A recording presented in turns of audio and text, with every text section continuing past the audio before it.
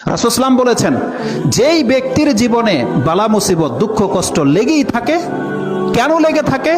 রাসূলুল্লাহ সাল্লাল্লাহু আলাইহি ওয়াসাল্লাম বলছেন, হাত্তা ইয়ামশি ফিল আরদি মা লাহু খাতিয়াতুন, আল্লাহ তার জীবনে এত দুঃখ কষ্ট এই জন্য আল্লাহ তাকে দেয়, আল্লাহ চায় এই জমিন থেকে ও যেদিন মরে যাবে ওর আমল নামায় একটা গুনাহ লেখা না থাকুক, এটা আল্লাহ চায়।